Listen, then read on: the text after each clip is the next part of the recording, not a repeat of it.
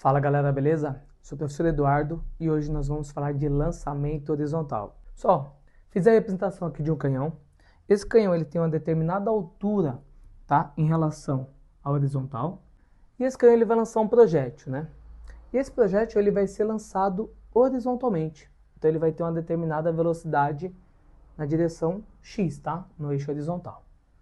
Então olha só, quando esse projétil é lançado, a componente da velocidade no eixo Y é zero, tá? Porque ele só tem a velocidade x. Então, o que nós podemos cravar?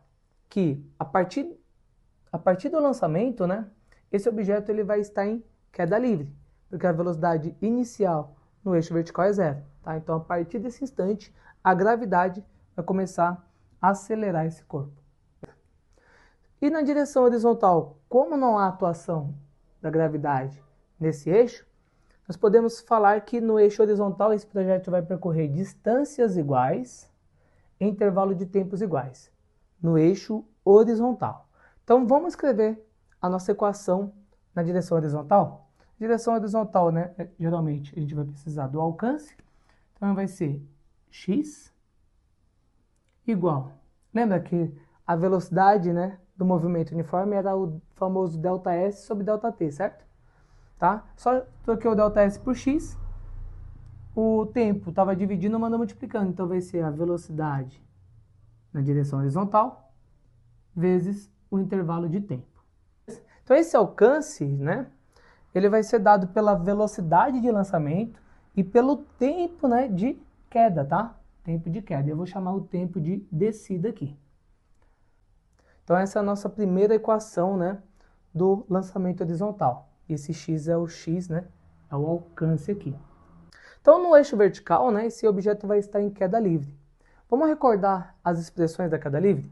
A primeira expressão é a da velocidade, né?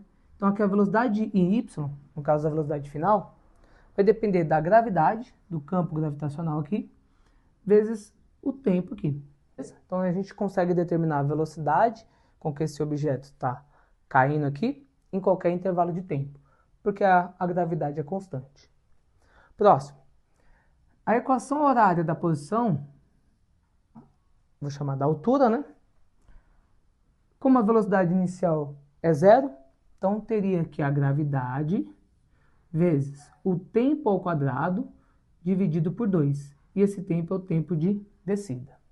Então essas são as equações, tá? Eu poderia chamar de y aqui, e seria, esse y vai corresponder a altura que esse objeto, né, foi lançado em relação ao solo. Essas são as principais equações. O exercício geralmente ele cobra o quê?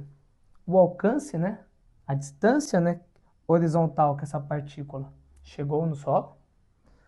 Ele pede também o tempo de queda, a velocidade inicial, tá, e a altura de lançamento. Então, pessoal, o y máximo, as propriedades, né, o y máximo é exatamente a altura, né, que esse objeto foi lançado. Bem tranquilo aí. O tempo de descida, então a gente tem essa altura, certo? A altura máxima aqui.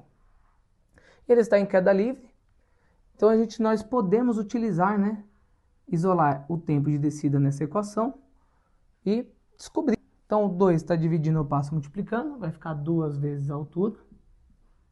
Dividido, né, a gravidade está multiplicando o tempo, passa dividindo. Com o detalhe, né, que esse tempo está ao quadrado, então nós temos que extrair a raiz quadrada. Então vai ser a raiz quadrada disso. O tempo de descida desse projétil é calculado como a raiz quadrada de 2 vezes a altura dividido pela gravidade. E o alcance? O alcance, né, a gente precisa da velocidade inicial, que eu chamei de Vx, e o tempo de queda, né, que é o tempo de descida. Vezes o tempo de descida é raiz de 2h sobre g. Tá? Então, dependendo do problema, é interessante que a gente calcule esse tempo de descida, né, o tempo de queda, e a gente calcula, por exemplo, se o problema te dá o alcance, né, você calcula o tempo e descobre a velocidade inicial, beleza? Então, vamos fazer um exemplo para ficar mais claro isso. Esse problema caiu na Universidade Católica de Salvador, Bahia. O problema diz: do alto de uma torre de 80 metros de altura, lança-se um projétil horizontalmente com velocidade de V0. Verifica-se que o projétil toca o solo a 40 metros da base da torre. Nessas condições, o valor de V0 em metros por segundo é de quanto? Então ele fala, né, que esse objeto foi lançado a 80 metros de altura, tá? Com a velocidade V0, e ele toca o solo, né, a 40 metros da base da torre. Para a gente descobrir a velocidade horizontal ali, a velocidade de lançamento, a gente precisa do tempo que ele leva para atingir o solo. E o tempo de queda, que eu chamei de tempo de descida, ele é calculado como a raiz quadrada de 2 vezes a altura dividido pela gravidade. Então vamos lá. Substituindo os valores, tempo de descida vai ser raiz 2 vezes a altura é 80 dividido pela gravidade, que é 10, certo? Dividindo por 10 em cima e embaixo, certo? 80 dividido por 10 dá 8. 2 vezes 8 dá 16.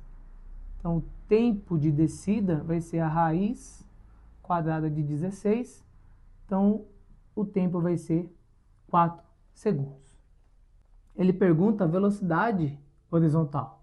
Então, Vx, como no eixo horizontal o movimento é uniforme, então a velocidade é dada pela distância, que vai ser o alcance, que eu chamei de ΔX, dividido pelo tempo de descida, certo? Então o alcance ele deu 40. Então Bx vai ser igual a 40 metros. E o tempo que ele levou para atingir o solo foi de 4 segundos.